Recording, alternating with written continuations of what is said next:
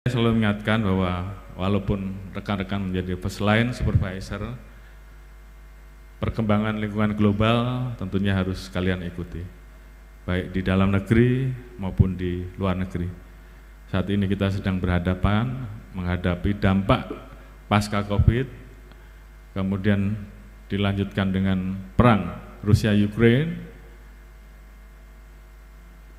geopolitik yang muncul karena perturuan Cina dan Taiwan, dan juga perang dagang Amerika Serikat dan Cina, yang tentunya mau tidak mau, langsung tidak langsung, ini berdampak terhadap stabilitas ekonomi dalam negeri. Dan kalau stabilitas ekonomi ini terganggu, juga akan berdampak ke yang lain-lain. Dan ujung-ujungnya stabilitas Kamtibmas juga akan terganggu.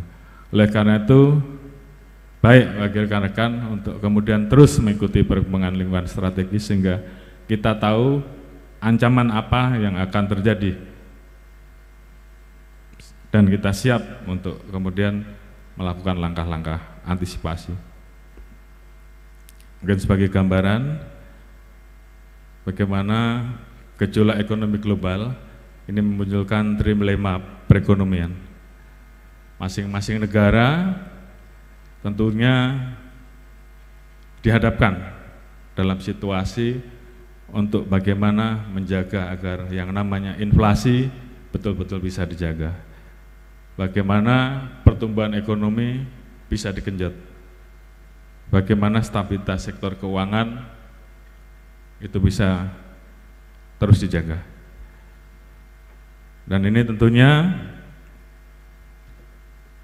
terjadi di semua negara, apalagi dalam kondisi ketidakpastian ekonomi global akibat situasi yang tadi saya sampaikan. Pertumbuhan ekonomi, kalau kita lihat ini juga proyeksinya agak kurang bagus, khususnya untuk tingkat dunia. 2023 diproyeksikan mengalami penurunan dari 3,4 menjadi 2,8%.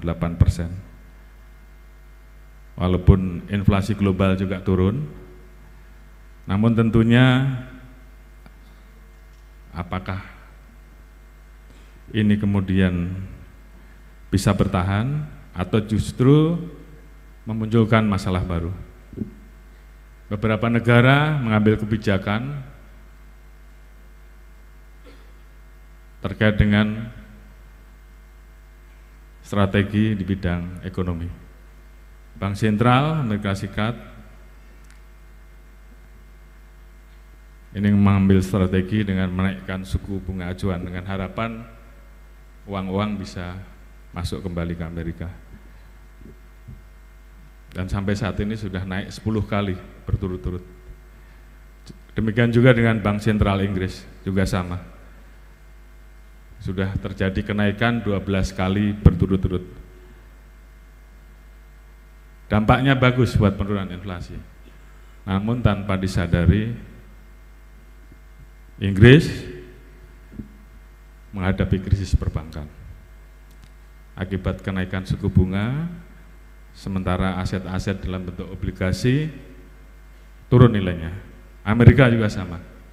Silicon Valley, salah satu bank yang sangat kuat, goyah. Swiss,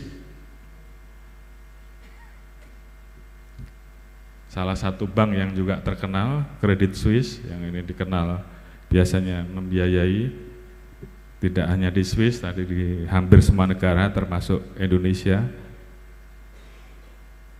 ini juga bangkrut. Jadi ini yang sedang kita hadapi. Bagaimana dengan Indonesia?